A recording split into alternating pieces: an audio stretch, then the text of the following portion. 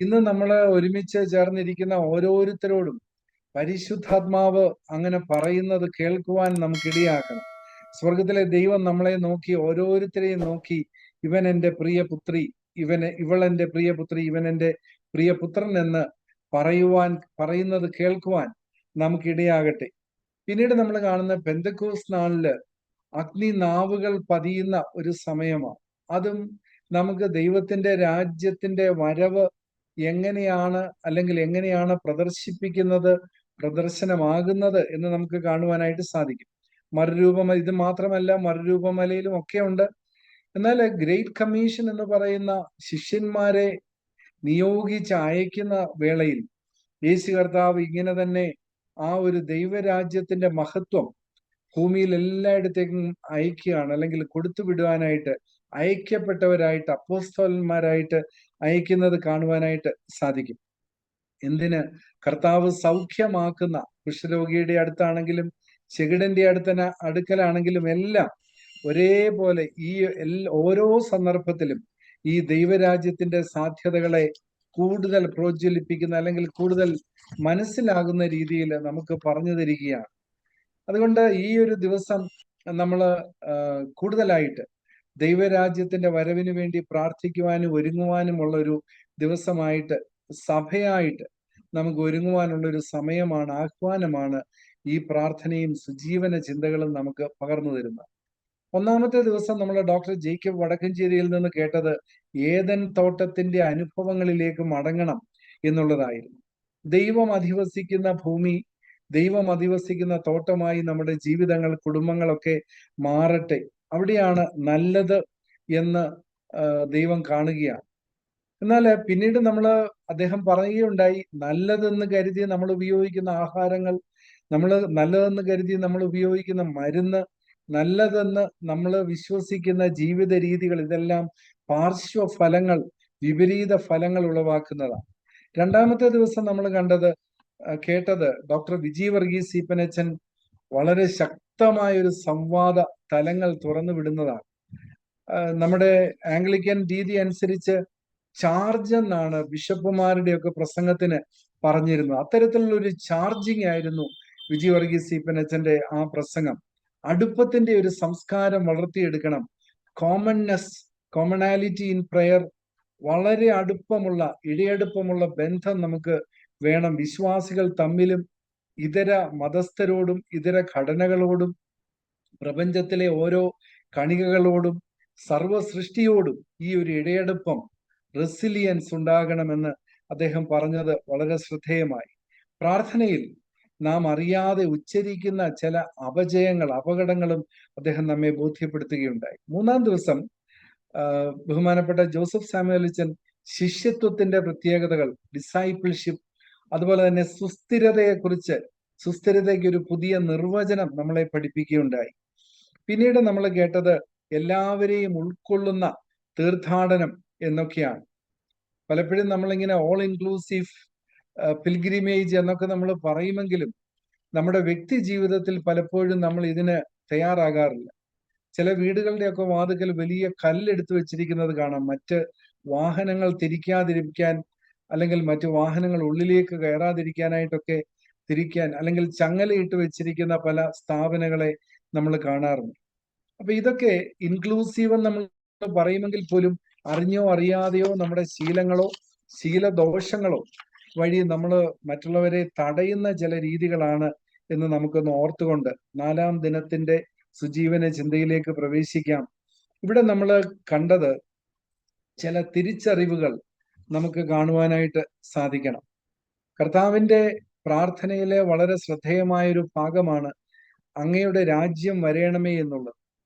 അവിടെ തിരിച്ചറിവുകൾ തരുന്ന ആ വെളിച്ചങ്ങൾ പോലെ തന്നെ ഇത് ദൈവരാജ്യത്തിലേക്കുള്ളൊരു വാതിൽ ക്രിസ്തുവാണെങ്കിലും ദൈവരാജ്യത്തിലേക്കുള്ള താക്കോൽ കർത്താവിന്റെ പ്രാർത്ഥനയാണ്, കർത്താവ് പഠിപ്പിച്ച പ്രാർത്ഥനയാണ് എന്ന് നമുക്ക് മനസ്സിലാക്കുവാൻ, വളരെ എളുപ്പത്തിൽ തന്നെ നമുക്ക് മനസ്സിലാക്കുവാനായിട്ട് സാധിക്കും.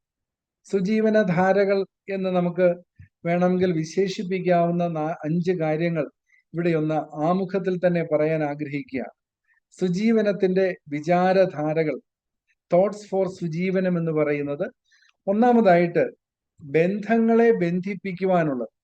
നമുക്കറിയാം ഇതെന്റെ അമ്മയാണ്, ഇതെന്റെ ഭാര്യയാണ് എന്നൊക്കെ അറിയാം. കർത്താവിന്റെ ക്രൂശിലെ മൊഴികളിൽ മൂന്നാമത്തേത് അങ്ങനെയാണ്. ബന്ധമറിയാവുന്ന ശിഷ്യനോടും ബന്ധമറിയാവുന്ന അമ്മയോടും അടുത്ത് നിർത്തി പറയുകയാണ്, വീണ്ടും ഒന്നുകൂടി ഉറപ്പിക്കുവാനായിട്ട് അദ്ദേഹം കർത്താവിന്റെ മൊഴികളിലൂടെ നമുക്ക് കാണുവാനായിട്ട് സാധിക്കുന്നു. ഇപ്പൊ റിലേഷൻഷിപ്പ് എന്ന് പറയുന്നത് ബന്ധം നമുക്കറിയാം, പക്ഷെ അതിനെ മാനേജ് ചെയ്യാനായിട്ട് അല്ലെങ്കിൽ അതിനെ അല്പം കൂടി ഒന്ന് സുദൃഢമാക്കുവാനായിട്ട് നമുക്ക് സാധിക്കണം. 2002 നമ്മുടെ യുവജന പ്രസ്ഥാനം മുന്നോട്ട് വെച്ച ഒരു ആപ്തവാക്യം തന്നെ ഇതായിരുന്നു, ബന്ധങ്ങൾ സുദൃഢമാക്കുക എന്നുള്ളതായിരുന്നു. രണ്ടാമത്തെ ഒരു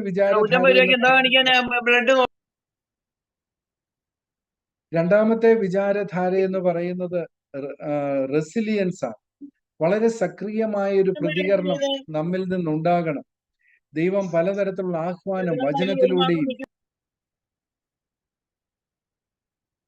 വചനത്തിലൂടെയൊക്കെ ദൈവം പലതരത്തിൽ പരിശുദ്ധാത്മാവ് നമ്മളോട് ആഹ്വാനങ്ങൾ നടത്തുമ്പോൾ, അല്ലെങ്കിൽ കർത്താവിന്റെ പ്രാർത്ഥനയിലൂടെ നാം എല്ലാവരും ഒന്നാണ് എന്ന് നമ്മെ പഠിപ്പിക്കുമ്പോൾ, നമ്മുടെ പ്രതികരണം സക്രിയമായിട്ട് വളരെ പോസിറ്റീവായിട്ട് അതിനോട് പ്രതികരിക്കുവാനായിട്ട് നമുക്ക് സാധിക്കണം.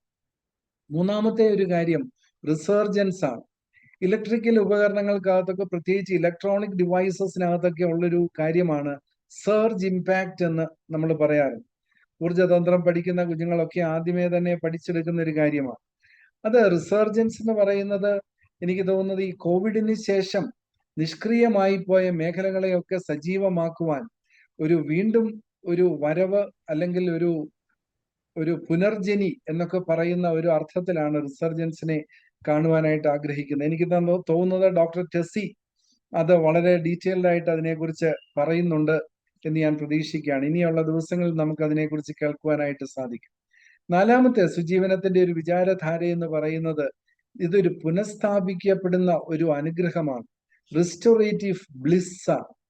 അതുകൊണ്ട് തന്നെ അത് ദൈവത്തിന്റെ യേശു കർത്താവിന്റെ രണ്ടാമത്തെ വരവുമായിട്ടുള്ള ബന്ധത്തിലൊക്കെ നമുക്ക് ഈ റിസ്റ്റോറേറ്റീവ് ബ്ലിസ് പൂർണ്ണമാകത്തുള്ളൂ എന്ന് നമുക്ക് മനസ്സിലാക്കുവാനായിട്ട് സാധിക്കും. അഞ്ചാമത്തെ പ്രത്യേകത എന്ന് പറയുന്നത് ഒരു അനുരണനം. വിശ്വാസം എന്ന് പറയുന്നതോ പ്രത്യാശ എന്ന് പറയുന്നതോ സ്നേഹം എന്ന് പറയുന്നതോ ഒക്കെ അത് ശീലങ്ങളിലൂടെ ആയിക്കൊള്ളട്ടെ, അല്ലെങ്കിൽ മറ്റേതെങ്കിലും തരത്തിലാണെങ്കിലും അതിനൊരു റിസണേറ്റിംഗ് ഹാബിറ്റ്സ് സുജീവനത്തിന് വ്യക്തിപരമായ ജീവിതത്തിൽ എവിടെയെങ്കിലുമൊക്കെ നമുക്ക് പകർത്തപ്പെടാവുന്ന ചില മാതൃകകൾ നമ്മുടെ ജീവിതത്തിൽ നിന്ന് കാട്ടിക്കൊടുക്കുവാനായിട്ട് നമുക്ക് സാധിക്കണം. ഈ ഒരു സന്ദർഭത്തിലാണ് ലോകം ഒരു തിരുമേശയാകണം എന്നൊക്കെ നമുക്ക് പറയുവാനായിട്ട് സാധിക്കുന്നത്. ബഹുമാനപ്പെട്ട വിജി വർഗീസ് പിന്നച്ചൻ അത് വളരെ വ്യക്തമായിട്ട് നമുക്ക് പറഞ്ഞ് പഠിപ്പിച്ചു തരികയുണ്ടായി. അനുഗ്രഹീത ഗായകനായിരുന്ന ജിം റീവ്സിന്റെ ചിത്രമാണ് കാണുന്നത്. ജിം റീവ്സിന്റെ വളരെ പ്രസിദ്ധമായ ഒരു ഗാനമാണ് മൈ കത്തീഡ്രൽ എന്ന് പറയുന്നത്.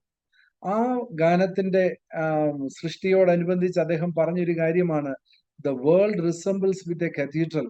കത്തീഡ്രലിന്റെ പില്ലേഴ്സ് പോലെ അതിലെ മരങ്ങൾ തോന്നുന്നു എന്നൊക്കെ അദ്ദേഹം പറഞ്ഞു. അതിന് അധികം താമസിയാതെ അദ്ദേഹം ഒരു പ്ലെയിൻ ക്രാഷിൽ മരിച്ചുപോയി എന്നൊക്കെയുള്ള ചരിത്രം നമുക്ക് എല്ലാവർക്കും അറിയാവുന്ന കാര്യമാണ്. എന്തായാലും ദൈവരാജ്യത്തെക്കുറിച്ച് ഒട്ടേറെ സ്വപ്നങ്ങൾ നെയ്തെടുത്ത ഒരു മാന്യ വ്യക്തിയായിരുന്നു നമ്മുടെ രാഷ്ട്രപിതാവായിരുന്ന മഹാത്മാഗാന്ധി.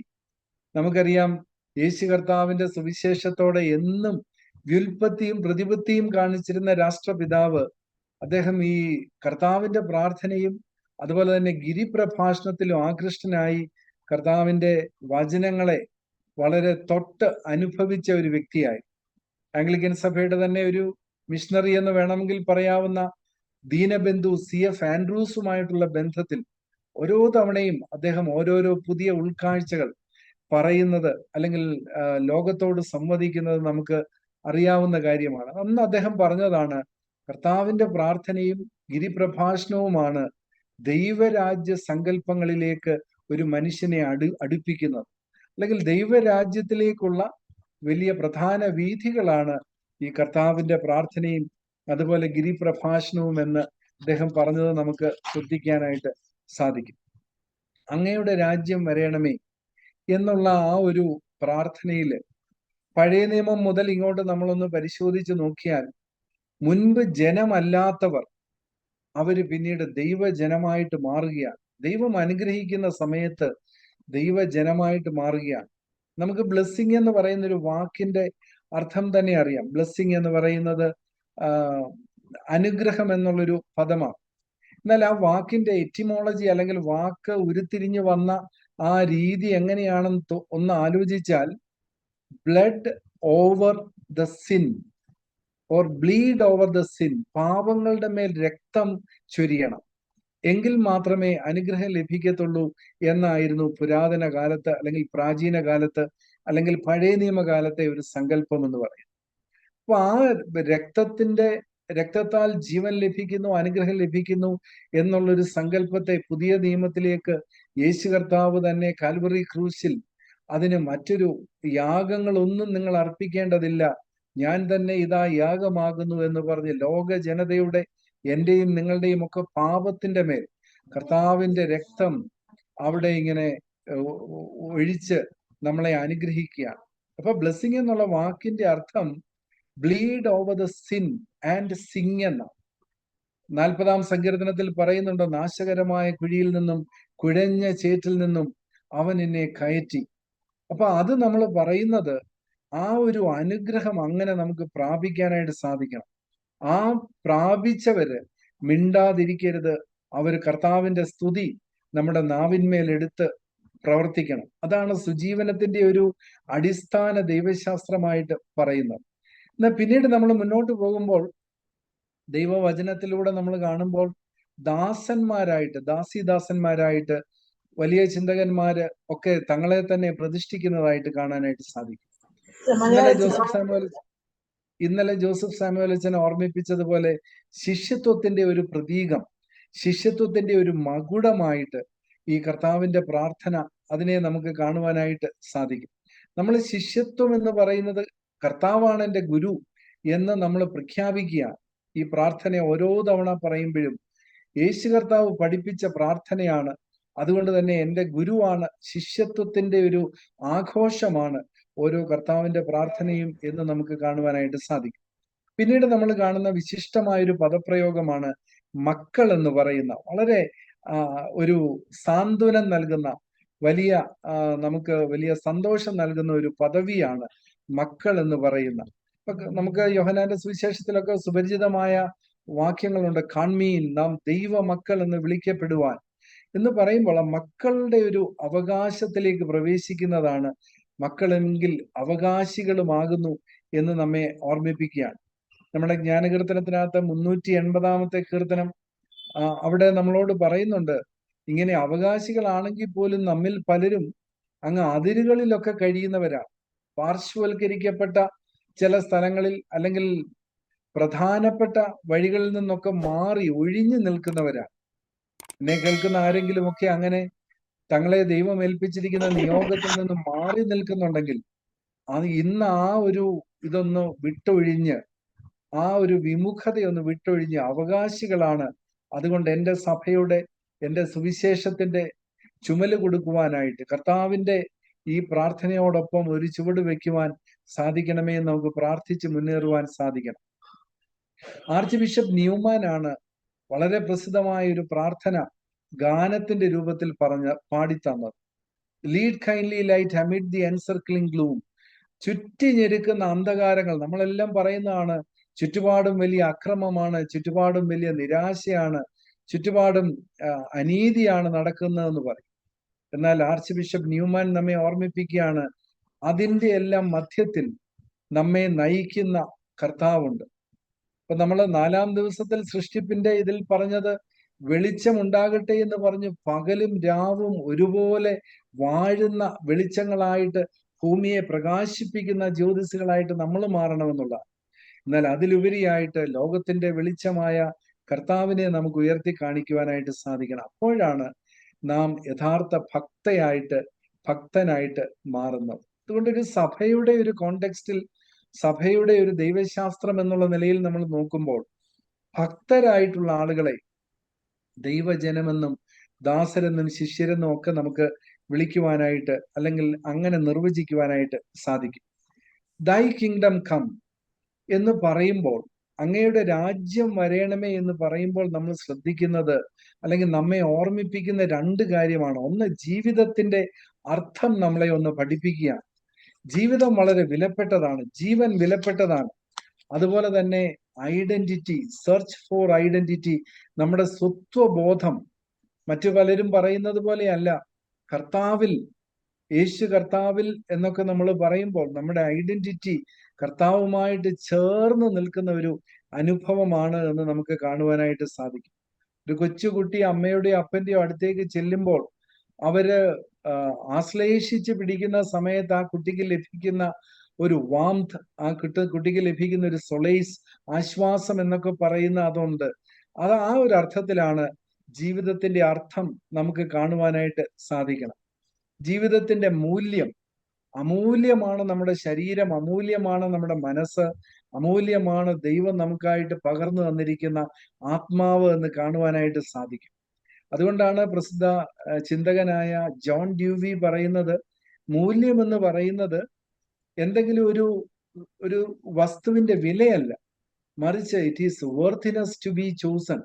ഇനിയും തിരഞ്ഞെടുക്കപ്പെടുവാനുള്ള എന്തോ ഒരു നല്ലത്, ഇനിയും നമുക്ക് തിരഞ്ഞെടുക്കുവാനുണ്ട്. നമ്മളെല്ലാം പൂർണ്ണരായി എന്ന് കരുതരുത്. ഇനിയും നമുക്ക് നന്നാകുവാനുണ്ട്, ഇനിയും നമുക്ക് ശരിയാകുവാനുള്ള മേഖലകൾ ഉണ്ട് എന്ന് അദ്ദേഹം നമ്മെ ഓർമ്മിപ്പിക്കുക. ഇപ്പൊ ജീവിതത്തിന്റെ ഈ ഒരു ഹൈറാർക്കി, പിരമിഡ് നമ്മെ ഓർമ്മിപ്പിക്കുന്നത് ജീവിതത്തിന്റെ പരമപ്രധാനമായ ലക്ഷ്യം, പരമപ്രധാനമായ ഉദ്ദേശം എന്ന് പറയുന്നത് നമുക്ക് കണ്ടെത്തണം. ഇതെല്ലാം ഒരേ വാക്കുകളുടെ പല പര്യായങ്ങളായിട്ട് തോന്നിയാൽ പോലും നമുക്ക് പല രീതിയിൽ ഇതിനെ കാണുവാനായിട്ട് സാധിക്കും. പിന്നീട് നമ്മൾ കാണുന്ന ഗോൾ എന്നുള്ള വാക്കാണ് പൊതുവായ ലക്ഷ്യങ്ങൾ. ഇപ്പൊ ശ്രീനസഖ്യമായിട്ട് നമ്മൾ ചേരുമ്പോൾ, അല്ലെങ്കിൽ സഭ എന്ന് പറയുന്ന ആ ഒരു സന്ദർഭത്തിൽ പൊതുവായിട്ടുള്ള ചില ലക്ഷ്യങ്ങളിലേക്ക് നടന്നെടുക്കുവാനായിട്ടുള്ള അവകാശം നമുക്ക് തരികയാണ്.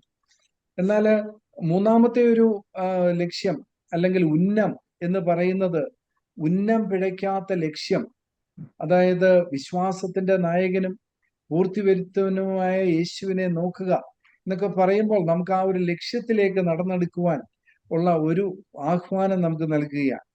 വീണ്ടും നമ്മൾ ഒബ്ജക്റ്റീവ് എന്ന് പറയുമ്പോൾ നിയതമായ ലക്ഷ്യം, വളരെ ചെറിയ ലെവലിലുള്ള ഒരു ഷോർട്ട് ടേം ഒബ്ജക്റ്റീവ് എന്നൊക്കെ നമ്മൾ പറയുന്ന ഹ്രസ്വകാല ലക്ഷ്യങ്ങളുമായിട്ട് മുന്നോട്ട് പോകുമ്പോഴാണ്. സുജീവനത്തിന് ഇതെല്ലാം വേണമെന്ന് ഞാൻ ആഗ്രഹിക്കുകയാണ്. പലതരത്തിലുള്ള ആത്യന്തികമായ ഉദ്ദേശമുണ്ട്, പൊതുവായിട്ടുള്ള ലക്ഷ്യങ്ങളുണ്ട്, ഉന്നം പിഴയ്ക്കാത്ത ലക്ഷ്യങ്ങൾ ഉണ്ടാവണം, വളരെ നിയതമായ ലക്ഷ്യങ്ങൾ ഉണ്ടാകണം. ടാർഗറ്റ്സ് എന്ന് പറയുന്നത് ഇമ്മീഡിയറ്റ് ഒബ്ജക്റ്റീവ്സ് ആണ്, ഇന്ന് നമുക്ക് ചെയ്തു തീർക്കാനായിട്ടുള്ള ചില കാര്യങ്ങളുണ്ട്. അപ്പൊ നമ്മളിത് പഠിക്കുന്നത് എന്തിനാണെന്ന് വെച്ചാൽ, ജീവിത വിജയത്തിന് മുൻഗണനകൾ സെറ്റ് ചെയ്യണം. സുജീവനം എന്ന് പറയുന്ന പദ്ധതി വിജയകരമാക്കണമെങ്കിൽ അത് മുൻഗണനകളെ അടിസ്ഥാനമാക്കിയായിരിക്കണം. പ്രയോറിറ്റീസ് നമുക്ക് വെക്കുവാനായിട്ട് സാധിക്കണം. ഈ പിരമിഡിന്റെ താഴെ രണ്ട് വശത്തായിട്ട് രണ്ട് വാക്കുകളുണ്ട്. ഒന്ന് ടാസ്ക് എന്നുള്ളതാണ്, ദൗത്യം. നമ്മൾ മിഷൻ എന്നൊക്കെ പറയുന്നത് ഈ ഒരു രീതിയിലാണ് നമ്മൾ കണ്ടെത്തേണ്ടത്. മറുവശത്ത് ടൂൾസ് എന്ന് പറയുന്നു, സങ്കേതങ്ങൾ അല്ലെങ്കിൽ ചില ഉപകരണങ്ങൾ. സുജീവനത്തിന് ചില ഉപകരണങ്ങൾ വേണം. അത് നമ്മൾ ഇന്ന് ഉപയോഗിക്കുന്ന മൊബൈൽ ഗാഡ്ജറ്റ്സോ അല്ലെങ്കിൽ ലാപ്ടോപ്പോ മാത്രമല്ല. ഇനി അങ്ങോട്ട് പോകുന്ന സമയത്ത് നമുക്ക് പലതരത്തിലുള്ള ടൂൾസ് അല്ലെങ്കിൽ ടെക്നിക്സ്, ടാസ്കുകളൊക്കെ തന്നെ നമുക്ക് ഉപയോഗിക്കേണ്ടതായിട്ട് വരും. നാം ജീവിക്കുന്ന രാജ്യം എന്ന് പറയുന്നത് ബഹുലതകളുള്ള പ്ലൂറലിസ്റ്റിക് ഒരു സമൂഹമാണ് എന്ന് നമുക്ക് കാണുവാനായിട്ട് സാധിക്കും. ധാരാളം ഭാഷകൾ ഇന്നും യേശു കർത്താവിന്റെ സുവിശേഷം അവരുടെ ഭാഷകളിലേക്ക് ബൈബിള് ട്രാൻസ്ലേറ്റ് ചെയ്യാത്ത ഭാഷകളുണ്ട്, ഒരു ലിപി ഇല്ലാത്ത ഭാഷകളുണ്ട്. ഏകദേശം 120 ഭാഷകളിൽ വേദപുസ്തകം പൂർണ്ണമായിട്ടും ഭാഷാന്തരം ചെയ്തു കഴിഞ്ഞിരിക്കുന്നു എന്നുള്ളത് വളരെ സന്തോഷകരമാണ്. അതിൽ നമ്മുടെ CSIക്കാരായിട്ടുള്ള അംഗങ്ങൾ, വിമൻസ് ഫെലോഷിപ്പിലെ അംഗങ്ങളൊക്കെ പങ്കെടുക്കുന്നു എന്നുള്ളതും അഭിനന്ദനാർഹമായിട്ടുള്ള കാര്യമാണ്. ഭാരതം എന്ന് പറയുന്നത്, അതിന്റെ അർത്ഥം എന്ന് പറഞ്ഞാൽ, ഭാരതം എന്നുള്ള വാക്കിന്റെ അർത്ഥം those who carry the fire. ഒരു ഉള്ളിൽ ഒരു അഗ്നി കൊണ്ട് നടക്കുന്ന ആളുകളെ ചൂണ്ടിക്കാണിച്ചുകൊണ്ടാണ് ഭാരതം എന്ന് പറയുന്നത്. The enlightened, the king who sets the world, ഭരിക്കപ്പെട്ട അരജൻ, ഭരമേൽപ്പിക്കപ്പെട്ട അരജൻ, ഭരതം എന്നൊക്കെയുള്ള അർത്ഥത്തിലാണ് ഈ ഭാരതത്തെ നമ്മൾ കാണേണ്ടത്. ഇവിടെ എനിക്ക് തോന്നിയ ഒരു കാര്യം, ഒരു രാജാവ് നീതിയോടെ വാഴും എന്നുള്ള ആ സുവിശേഷം നമുക്ക് ലോകത്തിലെ, ഭാരതത്തിൽ മറ്റുള്ളവരോട് പറയുവാനായിട്ട് സാധിക്കണം. ഈ വെളിച്ചങ്ങൾ തിരിച്ചറിവിനായിട്ടും ഭൂമിയെ പ്രകാശിപ്പിക്കുവാനും എന്ന് നമ്മൾ പറയുമ്പോൾ ആ ഒരു വെളിച്ചം ഈ ലോകത്തിൽ, ഈ ഭാരതത്തിലേക്ക് കൊടുക്കുവാൻ നമുക്ക് സാധിക്കണം. സുജീവനത്തിന്റെ വളരെ ഒരു പ്രത്യേക തലം അന്ന് ഡോക്ടർ ജേക്കബ് വടക്കഞ്ചേരി ഒന്ന് തൊട്ടുപോയിരുന്നു. അദ്ദേഹം പറഞ്ഞു ഇങ്ങനെയാണ്, നമ്മുടെ ത്വക്ക് അല്ലെങ്കിൽ സ്കിന്നെ പരിശോധിച്ചാൽ നമ്മളെ കുറിച്ചൊരു ഏകദേശ രൂപം കിട്ടുമെന്നുള്ളതാണ്. ബ്രിട്ടീഷ് അസോസിയേഷൻ ഓഫ് ഡെർമറ്റോളജിസ്റ്റുകൾ പറയുന്നത്, അതിലെ ഇവാൻ ലാങ്കൻ എന്ന് പറയുന്നത് നിങ്ങൾ ഗൂഗിളിലൊക്കെ സെർച്ച് ചെയ്താൽ കാണാൻ പറ്റും. ജർമ്മനിയിലെ ല്യുബക്കിലാണ് അദ്ദേഹം പ്രവർത്തിക്കുന്നത്. അദ്ദേഹം പറയുന്ന ഒരു കാര്യം, നിങ്ങളുടെ ത്വക്ക് നിങ്ങളുടെ വ്യക്തിത്വത്തെ വിളിച്ചു പറയുന്നതാണ്. നമുക്കറിയാം, നമ്മുടെ ശരീരത്തിൽ 2 തരത്തിലുള്ള രാസമാറ്റങ്ങൾ നടക്കുന്നുണ്ട്. ഒന്ന് എക്സോതെർമിക് ആയിട്ടുള്ളത്, അതായത് എനർജി റിലീസ് ചെയ്യുന്ന, നിത്യചൈതന്യ യതിയുടെ ഒരു പുസ്തകം തന്നെയുണ്ട്. ആ പുസ്തകത്തിന്റെ പേര് ഊർജ താണ്ഡവം എന്നാണ്. നൃത്തം ചെയ്യുന്ന ഊർജം എന്നൊക്കെയുള്ള അർത്ഥത്തിൽ നമുക്കതിനെ കാണാനായിട്ട് സാധിക്കും. അപ്പൊ അത് എനർജി റിലീസിങ് ആണ്. നമുക്ക് സന്തോഷമുള്ള ഒരാളിനെ കാണുന്ന സമയത്ത് ഹായ്, നമ്മൾ വളരെ സന്തോഷത്തോടെ അവരെ ഗ്രീറ്റ് ചെയ്യുന്ന സമയത്ത് നമ്മിൽ നിന്ന് ആ എനർജി മറ്റുള്ളവരിലേക്ക് പ്രവഹിക്കുകയാണ്. മറ്റൊരു ഒരു രാസമാറ്റം എന്ന് പറയുന്നത് എൻഡോതെർമിക് ആണ്, എനർജി അബ്സോർബിങ്. അപ്പൊ ഇത് നമ്മുടെ ഈ സുജീവനത്തിന്റെ മേഖലകളിൽ എവിടെയൊക്കെ എക്സോതെർമിക് ആയിരിക്കണം, എവിടെയൊക്കെ എൻഡോതെർമിക് ആയിരിക്കണം എന്ന് നമുക്ക് ഒന്ന് തീരുമാനിക്കാനുള്ള സമയം കൂടിയാണ്. അങ്ങയുടെ രാജ്യം വരയണമേ എന്ന് പറയുമ്പോൾ ഇതിൽ എവിടെയാണ് നമ്മുടെ നിലപാട് എന്ന് നമുക്ക് കണ്ടെത്തുവാനായിട്ട് സാധിക്കണം. ഇവിടെ കഴിഞ്ഞ ദിവസത്തെ ക്ലാസ്സുകളിലൊക്കെ നമ്മൾ പറഞ്ഞതാണ്, പ്രശ്നം, ലോകത്തിന്റെ പ്രശ്നം എന്താണെന്നുള്ളത് പറയുകയുണ്ടായി. ഇവിടെ സുജീവനവുമായിട്ടുള്ള ബന്ധത്തിൽ നമ്മളൊന്ന് ചിന്തിക്കുമ്പോൾ, എന്താണ് ലോകത്തിലെ പ്രശ്നം എന്ന് നമ്മൾ ചോദിക്കുമ്പോൾ പലപ്പോഴും അതൊരു രോഗമാണോ, അതൊരു സൗഖ്യത്തിലേക്കുള്ള ഒരു അകലമാണോ, ഇങ്ങനെയൊക്കെ നമുക്ക് കാണുവാനായിട്ട് സാധിക്കും. ഇപ്പൊ സുജീവനത്തിൽ നേരിടുന്ന ഒരു പ്രശ്നം എന്ന് പറയുന്നത് അടുത്തിരിക്കുന്നവർ തമ്മിലുള്ള അകലമാണ്. നമ്മൾ പലപ്പോഴും ഒരു മീറ്റിങ്ങിൽ അടുത്തിരിക്കുന്നുണ്ട്, വീടിനുള്ളിൽ അടുത്തിരിക്കുന്നുണ്ട്, പക്ഷെ നമ്മുടെ ഉള്ളിൽ ഒരു ഇമോഷണൽ ഡിസ്റ്റൻസ് നമ്മൾ നിലനിർത്തുകയാണോ എങ്കിൽ അതൊരു പ്രശ്നമാണ്. ഡോക്ടർ സുകുമാർ അഴീക്കോടാണ് ഈ ഒരു വാചകം ലോകത്തിന് പറഞ്ഞു തന്നത്. പ്രത്യേകിച്ച് ബാബറി മസ്ജിദിന്റെ തകർക്കപ്പെട്ട ആ സമയത്ത് ഭാരതത്തിലെ സീതാരാമന്മാരെന്ന് പറഞ്ഞ് അദ്ദേഹം ഒരു പ്രഭാഷണ പരമ്പര തന്നെ നടത്തുകയുണ്ടായി. കോട്ടയത്ത് ദർശന ഓഡിറ്റോറിയത്തിൽ അദ്ദേഹം വന്ന് തുടർച്ചയായിട്ട് 3 ദിവസം ക്ലാസ് എടുക്കുന്ന സമയത്ത് അദ്ദേഹം പറഞ്ഞൊരു വാചകമാണ്, അടുത്തിരിക്കുന്നവർ തമ്മിലുള്ള അകലമാണ് ലോകത്തിന്റെ പ്രശ്നം. അത് നമ്മെ അല്പം കൂടി ഒന്ന് മനസ്സിലാക്കുവാനായിട്ടാണ് ഇന്ന് ലോകം മുഴുവൻ വേൾഡ് വൈഡ് വെബ് എന്ന് പറയുന്നത് പോലെ ലോകം മുഴുവൻ ചുറ്റി നിൽക്കുന്ന ഒരു ജാലികയുണ്ട്. ആ ജാലിക എന്ന് പറയുന്നത് WWW എന്ന് പറഞ്ഞ് നമുക്ക് ഓർക്കാവുന്നതാണ്. എന്നാൽ നമ്മൾ മറ്റൊരർത്ഥത്തിൽ അതിനെ കണ്ടാൽ ഇത് നമ്മുടെ പ്രാണ എന്ന് പറയുന്ന ആ ഒരു അർത്ഥമാണ്, പ്രാണനാണ്. അത് നമ്മുടെ ജാതി വർഗ ഭേദങ്ങളൊക്കെ കഴിഞ്ഞിട്ട്, അല്ലെങ്കിൽ നമ്മുടെ രാജ്യങ്ങൾ തമ്മിലുള്ള അതിർത്തികൾക്കൊക്കെ അപ്പുറത്തേക്ക് നമുക്ക് ഈ ഒരു പ്രാണനെ കണ്ടെത്തുവാനായിട്ട് സാധിക്കും. അതിന് ഒരു 3 വാക്കുകൾ നമുക്ക് ഓർത്തു വെക്കാനായിട്ട്, സുജീവനം എന്ന് പറയുന്നത് അടുത്തിരിക്കുന്നവർ തമ്മിലുള്ള അകലം കുറയ്ക്കുവാൻ നമുക്ക് വേണ്ടുന്നത് വചനമാണ്, വേർഡാണ്. അതുപോലെ തന്നെ നമ്മുടെ പ്രവൃത്തികൾ വ്യാപൃതരാകുമ്പോൾ, പദ്ധതികളിൽ, ഭാവനാപൂർണമായ പദ്ധതികളിൽ നമ്മൾ വ്യാപൃതരാകുമ്പോൾ അകലങ്ങളൊക്കെ, ഇമോഷണൽ ഡിസ്റ്റൻസ് ഒക്കെ നമുക്ക് കുറയ്ക്കുവാനായിട്ട് സാധിക്കുന്നു. നമ്മൾ സാക്ഷ്യത്തിലേക്ക് ഇറങ്ങിച്ചെല്ലുമ്പോൾ, അങ്ങയുടെ രാജ്യം വരണമേ എന്ന് പ്രാർത്ഥിക്കുമ്പോൾ നമുക്ക് അല്പം കൂടി അടുപ്പം അനുഭവിക്കുവാനായിട്ട് നമുക്ക് സാധിക്കുന്നു. സഭാശാസ്ത്രം എന്ന് പറയുമ്പോൾ അല്പം വൈജ്ഞാനികമായി ചില വാക്യങ്ങളെ ഒന്ന് നമ്മൾ തൊട്ടു നോക്കിയാൽ, 1799 തിരുസഭാ സമൂഹം അല്ലെങ്കിൽ ചേർച്ച് മിഷണറി സൊസൈറ്റി രൂപീകൃതമാവുകയാണ്. ഉദ്ദേശ ലക്ഷ്യങ്ങളൊക്കെ നമുക്കറിയാം. 1947 ചേർച്ച് ഓഫ് സൗത്ത് ഇന്ത്യ, ദക്ഷിണേന്ത്യയുടെ സഭ നിലവിൽ വരികയാണ്. അത് ഇന്ന് ആഗോള വ്യാപകമായിട്ട് നിലകൊള്ളുന്നു. പലപ്പോഴും നമ്മുടെ സഭയുടെ ആ ഒരു പ്രത്യേകത നമുക്ക് അഭിമാനകരമായിട്ട് ലോകത്തിന്റെ മുൻപിൽ പറയുവാനായിട്ട് സാധിക്കും.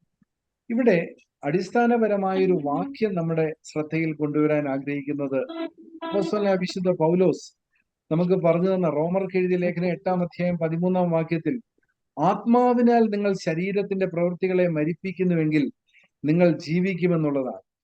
അപ്പോസ്തലനായ പൗലോസിന്റെ വാക്യങ്ങൾക്കകത്ത് ഒട്ടേറെ മീനിങ്ങുകളുണ്ട്, ഒട്ടേറെ അർത്ഥങ്ങളുണ്ട്. അതുകൊണ്ട് തന്നെ പറയുകയാണ്, ആത്മാവിൻ മാത്രമേ ശരീരത്തെ മരിപ്പിക്കാനായിട്ട് സാധിക്കത്തുള്ളൂ. പലര് ശരീരത്തെ മുറിവേൽപ്പിക്കുന്നതൊക്കെ നമ്മൾ കാണാറുണ്ട്. എന്നാൽ അങ്ങനെയല്ല. ദൈവം നമുക്ക് തന്നിരിക്കുന്ന ആത്മാവിനാൽ നമ്മുടെ ശരീരത്തിന്റെ പ്രവൃത്തികളെ നമുക്കൊന്ന് മരിപ്പിക്കുവാനായിട്ട് സാധിക്കണം. രണ്ട്, ശരീരത്തിന്റെ പ്രവൃത്തികളെയാണ് മരിപ്പിക്കുന്നത്, ശരീരത്തെ അല്ല. പലരും തെറ്റിദ്ധരിക്കാറുണ്ട്. അതുകൊണ്ട് തന്നെ ശരീരത്തിന്റെ പ്രവൃത്തികളെ നമുക്ക് മരിപ്പിക്കാനായിട്ട് സാധിക്കണം. എന്താണ് ഇതിന്റെ എല്ലാം അർത്ഥം? നിങ്ങൾ ജീവിക്കണം, നിങ്ങൾ ജീവിക്കും. ഒന്ന് ഓർത്ത് നോക്കിയേ, നമ്മുടെ അടുത്ത് നിൽക്കുന്ന ആളിനോട്, നമ്മുടെ അയൽപക്കക്കാരനോട് നമുക്ക് പറയാനായിട്ട് സാധിക്കണം, നിങ്ങൾ ജീവിക്കും. രോഗത്തിൽ കിടക്കുന്ന ആളിനോട് നമുക്ക് പറയാനായിട്ട് സാധിക്കണം, സുജീവനത്തിന്റെ ഒരു ഭാഗമായിട്ട് ഭവന സന്ദർശനം നടത്തുമ്പോൾ നമുക്ക് പറയാൻ സാധിക്കണം, നിങ്ങൾ ജീവിക്കും. എത്ര വലിയ പ്രത്യാശയാണ് നമ്മൾ ലോകത്തിന് കൈമാറുന്നത്.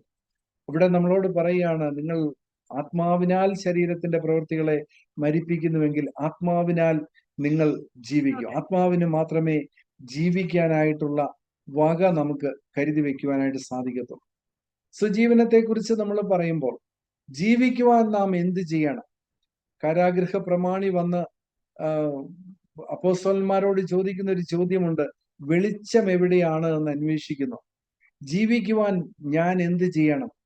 നമ്മുടെ ചുറ്റുപാടുമുള്ള ഒത്തിരി കുഞ്ഞുങ്ങൾ, യുവതിയുവാക്കൾ, അല്ലെങ്കിൽ അഭ്യസ്തവിദ്യരായിട്ടുള്ള ആളുകളൊക്കെ ചോദിക്കുന്ന ഒരു ചോദ്യമാണ്, ജീവിക്കുവാൻ നാം എന്ത് ചെയ്യണം? തിരുവചനം നമുക്ക് കൃത്യമായിട്ടുള്ള വാക്യങ്ങൾ പറഞ്ഞു തരികയാണ്. ദിനവൃത്താന്തങ്ങളുടെ 2-ാം പുസ്തകമാണ് ഇതിന് ആധാരമായിട്ട് എടുത്തിരിക്കുന്നത്. ആദ്യത്തെ 4 ദിനവൃത്താന്തങ്ങളുടെ 2-ാം പുസ്തകമാണ്. നിങ്ങൾക്ക് കാണാമല്ലോ, സ്ക്രീൻ ഷെയർ ചെയ്യുന്നത് കൊണ്ട് കാണാമല്ലോ. അതിൽ 16-ാം അധ്യായം 12-ാം വാക്യത്തിൽ പറയുന്നു, ഒരു രാജാവിന്റെ കഥയാണ്. ആ കഥയെല്ലാം വായിച്ചിട്ട് പറയുകയാണ്, അവന് രോഗം വരുന്നു. ആ രോഗം വരുന്ന സമയത്ത് വൈദ്യന്മാരെക്കാൾ മുൻപായി ദൈവത്തെ അവൻ അന്വേഷിച്ചത് കൊണ്ട് അവൻ സൗഖ്യം പ്രാപിക്കും. എന്നെ കേൾക്കുന്ന എൻ്റെ പ്രിയ ദൈവജനം, നമ്മളൊരു തീരുമാനം എടുക്കണം. നമുക്കൊരു ക്രൈസിസ്, പ്രതിസന്ധി നേരിട്ടാൽ ആദ്യം നമ്മൾ ആശുപത്രി തപ്പി വൈദ്യന്മാരെ തേടി പോവുകയല്ല, ദൈവത്തിന്റെ മുൻപാകെ ദൈവത്തെ ഒന്ന് അന്വേഷിക്കാനായിട്ട് സാധിക്കണം. ജീവിക്കുവാൻ നാം എന്ത് ചെയ്യണം? 2 ദിനവൃത്താന്തം 17-ാം അധ്യായം 7-ാം വാക്യത്തിൽ പറയുകയാണ്, പട്ടണങ്ങളിൽ പ്രീച്ചേഴ്സിനെ, പ്രസംഗിക്കുന്നവരെ, അധ്യാപകരെ നിയമിച്ചതായിട്ട് നമ്മൾ കാണുന്നു. നമ്മുടെ സഭയുടെ ആഭിമുഖ്യത്തിൽ നമുക്കുണ്ടായിരുന്ന ഒരു മിഷനാണ് സിറ്റി മിഷൻ എന്ന് പറയും. പട്ടണങ്ങൾ കേന്ദ്രീകരിച്ച് ചന്തസ്ഥലങ്ങളിലൊക്കെ നിന്ന് പ്രസംഗിക്കുന്ന അനേകരെ കാണുവാനായിട്ടും അതിലൊക്കെ പങ്കെടുക്കാനായിട്ടും എനിക്ക് ഭാഗ്യം ലഭിച്ചിട്ടുണ്ട്. കൊച്ചു കുഞ്ഞായിരുന്ന സമയത്ത് സിറ്റി മിഷന്റെ മീറ്റിംഗ് നമ്മുടെ കോട്ടയത്തെ ചന്തക്കവലയിലും തിരുനക്കര മൈതാനത്തും ഒക്കെ നടക്കുന്നത് കാണുവാൻ ഇടയായിട്ടുണ്ട്. അപ്പൊ നമ്മുടെ സഭയുടെ ഒരു ദർശനം എന്ന് പറയുന്നത് പട്ടണങ്ങളിൽ അധ്യാപകരെ ആക്കുകയാണ്. വീണ്ടും 2 ദിനവൃത്താന്തം 19-ാം അധ്യായം 10-ാം വാക്യത്തിലേക്ക് വരുമ്പോൾ, നമ്മുടെ സഹോദരീ സഹോദരന്മാരെ ദൈവത്തിന്റെ കോപത്തിൽ നിന്ന് രക്ഷിക്കുവാൻ അവരെ ആശ്വസിപ്പിക്കണം. കൗൺസിലിങ്ങിന്റെ ഒരു ലക്ഷ്യം ഇതാണ്.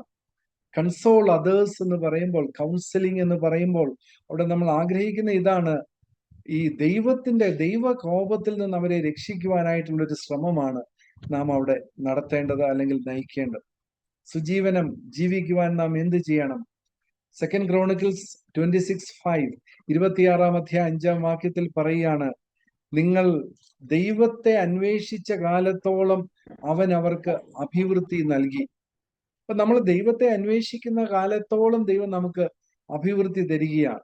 അപ്പൊ അഭിവൃദ്ധിയിൽ നിഗളിച്ചു പോകാതിരിക്കുവാനായിട്ട് ശ്രദ്ധിച്ച സുജീവനത്തിന്റെ മാതൃകകളെ നമുക്കൊന്ന് ക്രമീകരിക്കുവാൻ, ജീവിതത്തെ ഒന്ന് ക്രമീകരിക്കുവാനായിട്ട് സാധിക്കണം. 5-മതായിട്ട് സദൃശ്യവാക്യങ്ങൾ 20-ാം അധ്യായം 22-ാം വാക്യത്തിൽ പറയാണ്, ദൈവത്തെ കാത്തിരിക്കുക, പ്രതികാരം ചെയ്യരുത്. അപ്പൊ സുജീവന ചിന്തകൾ എന്ന് പറയുന്നത്, നമുക്ക് സമാധാനം ആചരിക്കണമെങ്കിൽ സമാധാനം എന്ന് പറയുന്നത് കഴിയുമെങ്കിൽ എല്ലാവരോടും സമാധാനം ആചരിച്ച് ശുദ്ധീകരണം പ്രാപിക്കണമെന്നാണ് തിരുവചനം നമ്മളോട് ആഹ്വാനം ചെയ്യുന്നത്. അതുകൊണ്ട് പ്രതികാരം ചെയ്യേണ്ട ദൈവത്തെ കാത്തിരിക്കുവാൻ സുജീവനം നമ്മളോട് പറഞ്ഞു തരികയാണ്. ദൈവരാജ്യത്തെക്കുറിച്ചുള്ള ഒട്ടേറെ സങ്കല്പങ്ങൾ ലോകത്തിന് പറഞ്ഞു തന്നത് സെയിന്റ് പോളാണ്. അദ്ദേഹം പറയുകയാണ്, all who are in Christ are heirs of God's kingdom. ദൈവരാജ്യത്തിന്റെ അവകാശികളായിട്ട് ഒരുവൻ മാറുന്നത് എങ്ങനെയാണ്? യേശു കർത്താവിൽ വിലയം പ്രാപിക്കുന്ന എല്ലാവരും, യേശു കർത്താവിനെ രക്ഷിതാവായി സ്വീകരിക്കുന്ന എല്ലാവരും, ആ ഒരു അനുഭവം പ്രോജ്വലിപ്പിച്ച് മുന്നോട്ട് പോകുന്ന എല്ലാവരും അവകാശികളാകുകയാണ്. എന്തിന്റെ? ദൈവരാജ്യത്തിന്റെ അവകാശികളാകുകയാണ്. ഇവിടെ നമുക്ക് വളരെ ശ്രദ്ധേയമായ ഒരു സാധർമ്മ്യം കാണുവാനായിട്ട് സാധിക്കും. നമ്മളൊക്കെ ഈ അടുത്ത കാലത്ത് വോട്ടവകാശം ഉപയോഗിച്ചവരാണ്. അപ്പോൾ ഒരു ക്രിസ്തീയ ദൈവ പൈതലിന്റെ ഒരു വോട്ടവകാശം പോലെയുള്ളതാണ് റോമാലേഖനം 6-ാം അധ്യായത്തിൽ പറയുകയാണ്, ചോയ്സ് നിങ്ങൾക്കുള്ളതാണ്. ജീവൻ വേണോ, നാശത്തിന്റെ പാതയാണോ, അത് നിങ്ങൾക്ക് തിരഞ്ഞെടുക്കുവാനായിട്ട് സാധിക്കും. എന്നാൽ 8-ാം അധ്യായത്തിലേക്ക് വരുമ്പോൾ വസ്തുവകകളിന്മേലുള്ള അവകാശം പോലെ, പ്രോപ്പർട്ടി റൈറ്റ്സ് പോലെ തന്നെ ദൈവം നമ്മളെ ക്രൗൺ ചെയ്യുന്നു എന്ന് നമ്മളോട് പറയണം. അതുകൊണ്ട് ക്രിസ്തുവേശുവിലുള്ളവർക്ക് ഒരു ശിക്ഷാവിധിയുമില്ല. ദെർഫോർ എന്ന് ചേർത്ത് 8-ാം അധ്യായം തുടങ്ങുകയാണ്. വലിയൊരു ആശ്വസിപ്പിക്കലാണ് ദൈവം നമുക്കായിട്ട് നൽകുന്നത്. അതുകൊണ്ട് യേശു കർത്താവിൽ വിലയം പ്രാപിക്കുവാൻ കഴിയുന്നിടത്തോളം യേശു കർത്താവിനോട് ചേർന്ന് നടക്കുവാൻ, ആ മുന്തിരിവള്ളിയോട് ചേർത്ത് നിന്ന് ഫലം കായ്ക്കുവാനായിട്ടുള്ള വലിയ ആഹ്വാനമാണ് തിരുവചനം നമുക്ക് നൽകുന്നത്. സുജീവനം എന്ന് പറയുന്നത് ദൈവരാജ്യത്തിന്റെ ആഗമനമാണ് എന്ന് നമുക്ക് കാണുവാനായിട്ട് സാധിക്കും. ഇവിടെ ജോസഫ് പീറ്റ് എന്ന് പറയുന്ന മിഷണറി നമുക്കറിയാം, കോട്ടയം CMS കോളേജിന്റെ പ്രിൻസിപ്പലായിരുന്നു. ആദ്യം തുടങ്ങിയ സെമിനാരിയുടെ പ്രിൻസിപ്പലായിരുന്നു. പിൽക്കാലത്ത് 1833 അദ്ദേഹം കേരളത്തിലേക്ക് വരുന്നത്. 37 3 മിഷനുകൾ നമ്മൾ ആരംഭിക്കുകയാണ്. നമ്മുടെ മഹായിടവകയുടെ ഇപ്പോഴത്തെ ജൂറിസ്ഡിക്ഷനകത്തുള്ള മാവേലിക്കര, പള്ളം തുടങ്ങിയ മിഷനുകൾ ഒരുപോലെ തന്നെ 3 മിഷനുകൾ ആരംഭിക്കുന്ന സമയമാണ്. പിന്നീട് മാവേലിക്കര തന്നെ അദ്ദേഹം അതിന്റെ കേന്ദ്രമായിട്ട് തിരഞ്ഞെടുക്കപ്പെടുകയാണ്. ഇവിടെ നമ്മൾ ഉപയോഗിക്കുന്ന ജ്ഞാനകീർത്തനത്തിനകത്ത് ഈ യേശു കർത്താവിന്റെ വരവ് അല്ലെങ്കിൽ യേശു കർത്താവിന്റെ മഹത്വം, ദൈവരാജ്യത്തെ കുറിച്ചൊക്കെ പരാമർശിക്കുന്ന ഒട്ടേറെ പാട്ടുകളുണ്ട്. ഇതിന് ഓരോ പാട്ടുകൾക്കും ഓരോരോ സന്ദർഭങ്ങളുണ്ട്, സംഭവങ്ങളുണ്ട്, കഥകളുണ്ട്. എങ്കിൽ പോലും അതൊന്നും പറയാൻ സമയമില്ലെങ്കിൽ പോലും നമുക്കൊന്ന് ഓർത്തു വെക്കാനായിട്ട്, എല്ലാവരും യേശുനാമത്തെ എന്നുള്ള പാട്ട്, ഭൂജാതി ഗോത്രം എല്ലാവരും, എല്ലാ ഗോത്രത്തിൽപ്പെട്ടവര്, കളറ്, കാസ്റ്റ്, ക്രീഡ്, ഇതിന്റെയൊക്കെ വ്യത്യാസങ്ങൾക്ക് അപ്പുറമായിട്ട്. അതുകൊണ്ടാണ് ജോസഫ് പീറ്റ് പറയുന്നത്, ദൈവമഹത്വം എന്ന് പറയുന്നത് നമുക്ക് മനസ്സിലാകാത്തവണ്ണം അത് അത്ഭുതകരമാണ് എന്ന് പറയുക. രണ്ടാമത് മറ്റൊരു പാട്ടുള്ളത് 270-ാമത്തെ കീർത്തനമാണ്, സ്റ്റാൻഡ് അപ്പ് ഫോർ ജീസസ്. ഈ സുജീവനത്തിന്റെ ഈ മാതൃകകളുമായിട്ട് യേശു കർത്താവിന് വേണ്ടി നിലനിൽക്കാനായിട്ട് നമുക്ക് സാധിക്കണം. മണ്ണിര കമ്പോസ്റ്റ് ഉണ്ടാക്കുന്ന ഒത്തിരി പേരുണ്ട്, യോഗ നടത്തുന്ന ഒത്തിരി പേരുണ്ട്, തൈ വിതരണം നടത്തുന്ന ഒത്തിരി പേരുണ്ട്. എന്നാൽ അതിൽ നിന്ന് വ്യത്യസ്തമായിട്ട് സകല മഹത്വവും കർത്താവിന് കൊടുത്തുകൊണ്ട് യേശു കർത്താവിന്റെ സാക്ഷികളായിട്ട് നിൽക്കുവാനായിട്ട് നമുക്ക് സാധിക്കണം. അതാണ് ഈ പാട്ടുകളൊക്കെ ഒന്ന് ഓർമ്മിപ്പിക്കുന്നത്. മൂന്നാമത്തെ ഒരു പാട്ട്, ഞാനിത് ഈ ഒരു പ്രസംഗം ഒരുങ്ങുന്ന സമയത്ത് എന്നെ അത്ഭുതപ്പെടുത്തിയ ഒരു പാട്ടാണ്, ലവ് ഡിവൈൻ, ഓൾ ലവ് എക്സലിംഗ്. നമുക്ക് ഉദാത്തമായൊരു മാതൃക. 426-ാമത്തെ കീർത്തനമാണ്. ദിവ്യ സ്നേഹം ശ്രേഷ്ഠതമം എന്ന അർത്ഥത്തിലാണ് നമ്മളത് പാടുന്നത്. എൻ്റെ ഒരു എക്സാക്ട് ട്രാൻസ്ലേഷൻ അല്ല എങ്കിൽ പോലും ഈ ഒരു പാട്ട് നമുക്ക് പറഞ്ഞു തരുന്ന ഒരു കാര്യം എന്ന് പറയുന്നത്, കൂടുതൽ ഉത്കൃഷ്ടമായിട്ടുള്ള കാര്യം നാം കണ്ടെത്തണം. നമ്മൾ ഇന്ന് മുന്നോട്ട് പോകുന്ന ആ ജീവിത രീതിയേക്കാൾ നല്ലതായിട്ട് ഉള്ളത് തിരുവചനത്തിൽ നിന്ന് സ്വാംശീകരിക്കണം, തിരുവചനത്തിൽ നിന്ന് നമ്മൾ പല കാര്യങ്ങൾ സ്വീകരിക്കണം എന്നൊക്കെയുള്ള കാര്യമാണ് നമ്മെ ഓർമ്മിപ്പിക്കുന്നത്. ഏറ്റവും അവസാനമായിട്ട് അവിടെ ചൂണ്ടിക്കാണിക്കാനുള്ള മറ്റൊരു പാട്ടെന്ന് പറയുന്നത് 39-ാമത്തെ കീർത്തനമാണ്. സാധാരണഗതിയിൽ നമ്മളത് ആഗമന കാലത്ത് മാത്രമേ പാടാറുള്ളെങ്കിൽ പോലും എപ്പോൾ വേണമെങ്കിലും പാടാവുന്ന ഒരു പാട്ടാണ്. ആമേൻ ദൈവ കുഞ്ഞാട്ടിന് മഹത്വം എന്ന് പറയുന്ന അതിന്റെ 4-ാമത്തെ ചരണമൊക്കെ വളരെ വിശിഷ്ടമായ പദങ്ങൾ, വിശിഷ്ടമായിട്ടുള്ള ചിന്തകൾ നമുക്ക് സന്നിവേശിപ്പിച്ചു തരുന്നതാണ്. അപ്പോൾ അവിടെ നമുക്ക് പറയുന്നത് ഈ ദൈവ മഹത്വം അല്ലെങ്കിൽ ദൈവരാജ്യം വരേണമേ എന്നുള്ളൊരു പ്രാർത്ഥന ഇവിടെയൊക്കെ ഈ പാട്ടുകളിലെല്ലാം നമുക്ക് കാണുവാനായിട്ട് കേൾക്കുവാനായിട്ട് സാധിക്കുന്നു. അപ്പൊ ഈ ദൈവ മഹത്വം എന്ന് പറയുന്നത് നമ്മൾ പഴയ നിയമകാലത്ത് പറയുന്നുണ്ട്, അത് ശുദ്ധീകരിക്കുന്നതാണ്. ദൈവത്തിന്റെ മഹത്വം കൊണ്ട്, എന്റെ മഹത്വത്താൽ ഞാൻ ശുദ്ധീകരിക്കുമെന്ന് മോശയോട് പറയുന്നു. അപ്പൊ ആ ദൈവ മഹത്വം നമുക്ക് കാണുവാനുള്ള, അനുഭവിക്കാനുള്ള ഒരു അവസരമായിട്ടാണ് നാം ഈ ദൈവരാജ്യ സങ്കല്പത്തെയും സുജീവന മാതൃകയെ ഒന്ന് ചേർത്ത് വെക്കാനായിട്ട് നമ്മൾ ശ്രമിക്കുന്നത്. വീണ്ടും നമ്മൾ ഒരല്പം ഇതിന്റെ ഒരു പിന്നിലുള്ള ദൈവശാസ്ത്ര മർമ്മങ്ങളെ ഒന്ന് പഠിക്കാനായിട്ട് ശ്രമിച്ചാൽ, ഞാൻ അതുകൂടെ പറഞ്ഞ് അവസാനിപ്പിക്കുകയാണ്. ജോസഫ് പീറ്റിന്റെ പല പാംഫ്ലെറ്റ്സും, ജോസഫ് പീറ്റ് എന്ന് പറയുന്ന അച്ഛൻ മിഷണറി 1801 ജനിച്ചു, 1865 മരിച്ചു, മാവേലിക്കരയിൽ തന്നെ അടക്കം ചെയ്തു. വളരെ ശ്രദ്ധേയമായ സംഭാവനകൾ ക്രൈസ്തവ സഭയ്ക്ക്, ഒരു പ്രത്യേക മതവിഭാഗത്തിന് മാത്രമല്ല, സഭയ്ക്ക് മാത്രമല്ല, ലോക ക്രൈസ്തവ സംസ്കൃതിയിൽ അടയാളപ്പെടുത്താവുന്ന വലിയ സംഭാവനകൾ ചെയ്ത ഒരു മാന്യ വ്യക്തിയായിരുന്നു. അദ്ദേഹമാണ് കോഡ് ഓഫ് കോണ്ടക്ട്, പൊതുമര്യാദകൾ കേരളത്തിൽ പഠിപ്പിച്ചത്. ഉത്രം തിരുനാൾ രാജാവിന്റെ മുൻപിൽ ചെന്ന് നിന്നുകൊണ്ട് പറഞ്ഞു, വഴി നടക്കാനുള്ള അവകാശം എല്ലാവർക്കും കൊടുക്കണം. അതിനൊരു കോമൺ കോഡ് ഓഫ് കോണ്ടക്ട് ഉണ്ട്. അത് ഈ ജോസഫ് പീറ്റ് തന്നെ എഴുതി രാജാവിന്റെ മുൻപാകെ സമർപ്പിക്കുക. ഫെബ്രുവരി 1850 ഫെബ്രുവരി 2-ാം തീയതിയാണ് അദ്ദേഹം അത് സമർപ്പിക്കുന്നത്. ഞാനത് പറഞ്ഞത് 1833 മുതൽ അദ്ദേഹം ഇവിടെ പ്രവർത്തിക്കുന്നുണ്ട്. 1844 അദ്ദേഹം ഫർലോയ്ക്കായിട്ട് ഇംഗ്ലണ്ടിലേക്ക് പോയി. വീണ്ടും 1849 വന്നു. 50 ഈ കോമൺ കോഡ് ഓഫ് കോണ്ടക്ട് അല്ലെങ്കിൽ പൊതുമര്യാദകൾ എങ്ങനെയായിരിക്കണമെന്ന് കേരളത്തെ, ലോകത്തെ പഠിപ്പിച്ച മാന്യ വ്യക്തിയാണ്, ക്രാന്തദർശിയാണ് ജോസഫ് പീറ്റ്. അപ്പൊ അദ്ദേഹം പുറത്തിറക്കിയ ചില ലഘുലേഖകൾക്കകത്ത് പറയുന്ന 5 കാര്യങ്ങളാണ് ഇവിടെ ഞാൻ സുജീവനം എന്ന പേരിൽ, അല്ലെങ്കിൽ നമ്മുടെ വേദശാസ്ത്രപരമായ ചിന്തകളിൽ ഒന്ന് അടിയുറയ്ക്കുവാനായിട്ട് ആഗ്രഹിക്കുന്നത്. വളരെ ലളിതമായിട്ട് നമുക്ക് എല്ലാവർക്കും അറിയാവുന്ന കാര്യങ്ങളാണെങ്കിൽ പോലും 5 പ്രധാനപ്പെട്ട ചിന്തകൾ ഇവിടെ നമ്മെ ഒന്ന് ഓർമ്മിപ്പിക്കുകയാണ്. തുടക്കത്തിൽ നമ്മൾ ഒരു 5 കാര്യങ്ങൾ ഓർത്തു. റിലേഷൻഷിപ്പ് മാനേജ്മെന്റ് തൊട്ട് റിസ്റ്റോറേറ്റീവ് ബ്ലിസ് വരെയുള്ള 5 കാര്യങ്ങൾ പറഞ്ഞിരുന്നു. എന്ന് പറഞ്ഞ പോലെ തന്നെ ഇവിടെ യേശു കർത്താവിലൂടെയുള്ള രക്ഷ, സാൽവേഷൻ ത്രൂ ജീസസ് ക്രൈസ്റ്റ്, അത് നമുക്ക് ഒന്നുകൂടി ഉറപ്പിച്ച് പറയുവാനായിട്ട് സാധിക്കണം. രണ്ടാമത്, സുജീവനത്തിന്റെ മറ്റൊരു മാതൃക എന്ന് പറയുന്നത്, അല്ലെങ്കിൽ സുജീവനം അടിസ്ഥാനമാക്കിയിരിക്കുന്നത് യേശുക്രിസ്തുവിന്റെ ഉയർത്തെഴുന്നേൽപ്പിലൂടെ ലഭിച്ച പാപ പരിഹാരമാണ്. Atonement through the resurrection of Jesus Christ. അല്ലെങ്കിൽ നമുക്കൊക്കെ ലഭിച്ചിരിക്കുന്ന പാപക്ഷമ എന്ന് പറയുന്നത് ഈ കർത്താവിന്റെ ഉയർത്തെഴുന്നേൽപ്പിലൂടെ, മരണ പുനരുത്ഥാനങ്ങളിലൂടെ ലഭിച്ചതാണ്. ലംഘനം ക്ഷമിച്ചും പാപം മറച്ചും കിട്ടിയവൻ ഭാഗ്യവാൻ.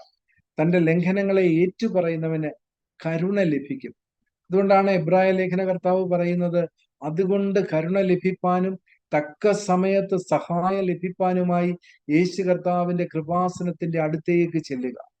അപ്പൊ സുജീവനം എന്ന് പറയുന്നത് ഒരു അടുപ്പത്തിന്റെ സംസ്കാരമാണെങ്കിൽ, സുജീവനം എന്ന് പറയുന്നത് തിരിച്ചറിവിന്റെ, വെളിച്ചങ്ങളിലേക്ക് നമ്മെ ആനയിക്കുന്നതിന്റെ ഒരു സംസ്കാരം കൂടിയാണ്. എവിടെയെങ്കിലുമൊക്കെ മേഖലകളിൽ നമുക്ക് അന്ധകാരത്തിൻ്റെതായ നിഴൽ എവിടെയെങ്കിലുമൊക്കെ കാണുന്നുണ്ടെങ്കിൽ അവിടെ നിന്ന് മാറി യേശു കർത്താവിന്റെ അടുക്കലേക്ക് ഒന്ന് മാറിയിരിക്കുവാനുള്ള വലിയ ആഹ്വാനം ഇത് തരികയാണ്. മൂന്നാമത്തെ ഒരു കാര്യം, ദൈവത്തിന്റെ പരിശുദ്ധാത്മാവിനാലുള്ള ശക്തീകരണമാണ്. അപ്പൊ ഇവിടെ മാനുഷികമായിട്ടുള്ള പല ശക്തീകരണങ്ങൾ നമ്മൾ കാണുന്നുണ്ട്.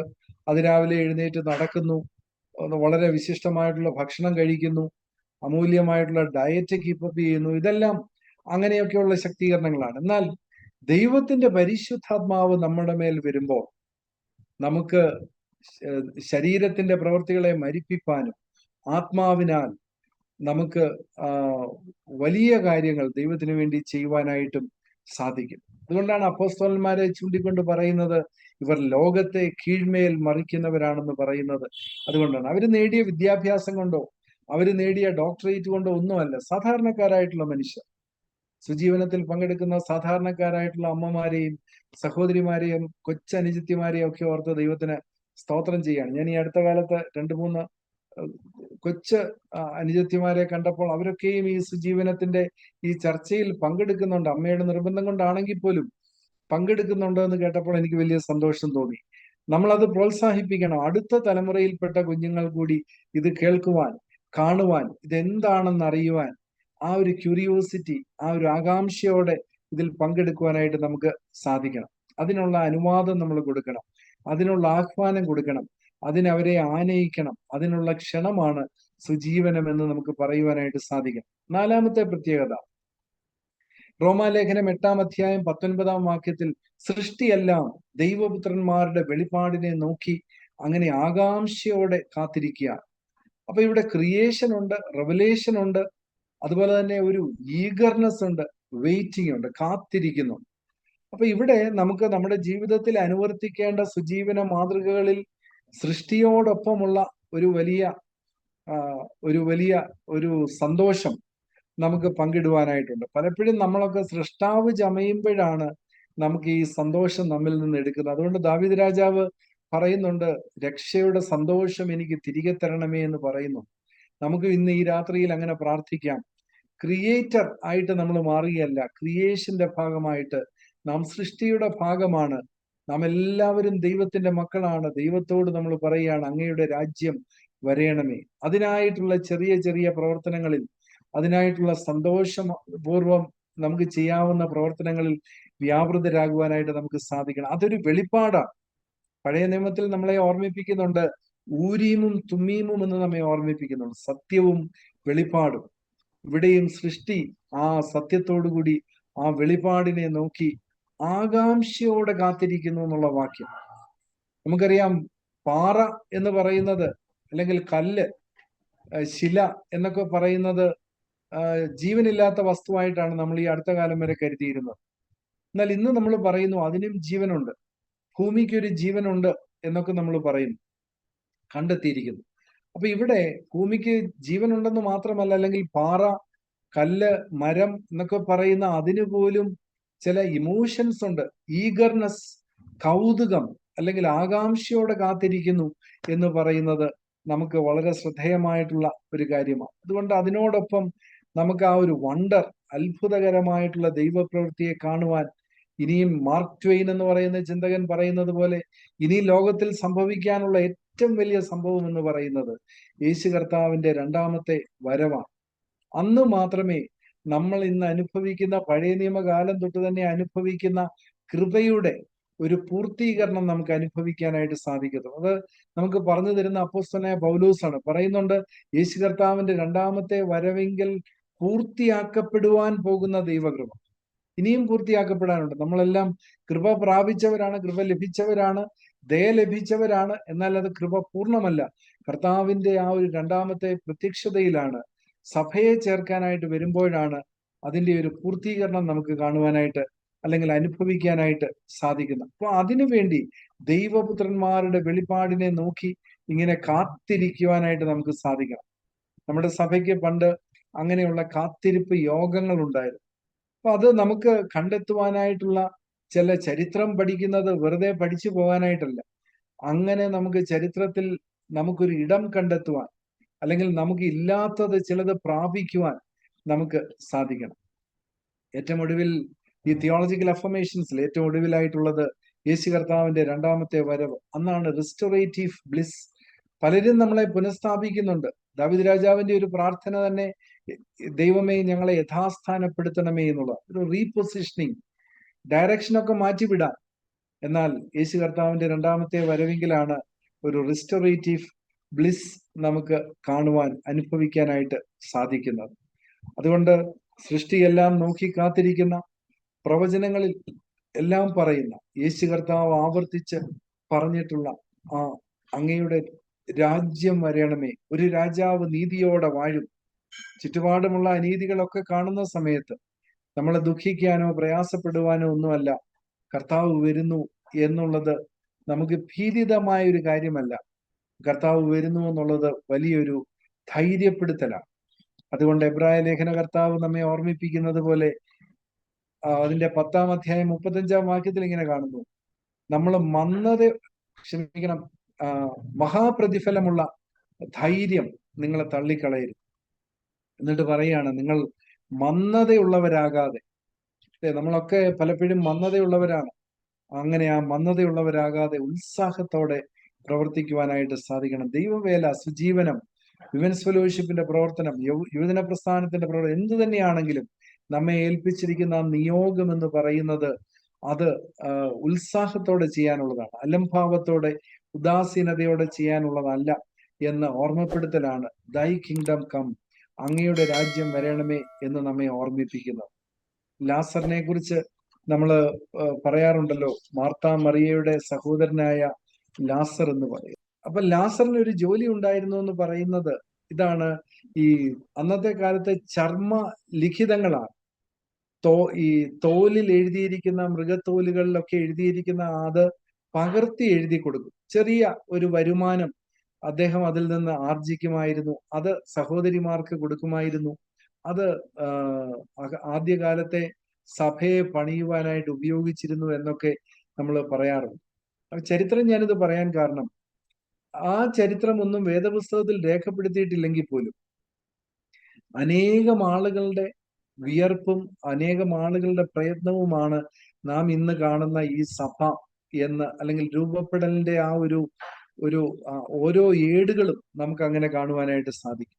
മിഷണറിമാരെ പറ്റി പറയുന്നവരുണ്ട്, പറയാത്തവരുണ്ട്. തദ്ദേശീയരായിട്ടുള്ള മിഷണറിമാരുണ്ടായിരുന്നു. മധ്യ കേരളത്തിലെ അധ്യാപകരുടെ ഒരു മിഷനായിരുന്നു കളവങ്കോടം മിഷൻ എന്ന് പറയുന്നത്. അവര് നടത്തിയിരുന്നത്, അവിടെ കുഷ്ഠരോഗികളായിട്ടുള്ള ആളുകളുടെ ഇടയിൽ അവിടെ നിന്നുള്ള കുഞ്ഞുങ്ങളെ മറ്റൊരു സ്കൂളിലും പഠിപ്പിക്കുവാനില്ലാതിരുന്നപ്പോൾ അവര് പോയി അവിടെ പഠിപ്പിക്കുക. എനിക്കറിയാം, 2 തലമുറയിൽപ്പെട്ടവർ, ആദ്യം പോയ അപ്പന്റെ മകൾ പിന്നീട് അവിടെ പോയി പഠിപ്പിച്ചത് വളരെ അഭിമാനത്തോടെ അതിനെക്കുറിച്ച് പറയുന്നത് ഞാൻ കേൾക്കുവാനിടയായിട്ടുണ്ട്. അതുകൊണ്ട് വളരെ യുണീക്കായിട്ടുള്ള പ്രത്യേകതകളുള്ള മൗലികതകളുള്ള പദ്ധതികൾ നമുക്ക് ആവിഷ്കരിച്ച് ആരും കടന്നു ചെന്നിട്ടില്ലാത്ത മേഖലകളിലേക്ക് നമുക്ക് കടന്നു ചെല്ലുവാനായിട്ട് സാധിക്കണം. ഞാൻ ലാസറിനെ കുറിച്ച് പറഞ്ഞത് മറ്റൊന്നിനുമല്ല, ഒരു കൺക്ലൂഡിങ്, ഒരു വിരാമമിടുന്നതിന് തൊട്ട് മുൻപ് ലാസറിന്റെ ആ ഒരു പ്രവൃത്തിയിൽ നിന്ന് കിട്ടുന്ന വരുമാനം കൊടുത്തു എന്നുള്ളത് പറയാനല്ല. ലാസർ മരിച്ചു, രോഗം പിടിച്ച് മരിക്കുകയാണ്. കർത്താവ് തീരുമാനിക്കുകയാണ്, ചെറുതായിട്ടാണെങ്കിലും, അല്ലെങ്കിൽ ആരും തിരിച്ചറിയുന്ന രീതിയിൽ അല്ലെങ്കിൽ പോലും, ഈ സഭയെ പണിയുന്ന അല്ലെങ്കിൽ സഭയോടൊപ്പം നിൽക്കുന്ന ആ ലാസറിന് ഒരു യോഗം, ഒരു ഭാഗ്യം കൊടുക്കണം. ദൈ കിങ്ഡം കം എന്ന് പറയുന്നത് ഒരു യോഗമാണ്, ഒരു യൂണിയനാണ്. ഇപ്പൊ യോഗ എന്ന് പറയുന്നതിന്റെ ദിനമൊക്കെ അടുത്ത മാസം നമ്മൾ വരുമ്പോൾ ആചരിക്കുമ്പോൾ അതൊരു സംഗീത ദിനം കൂടിയാണ്.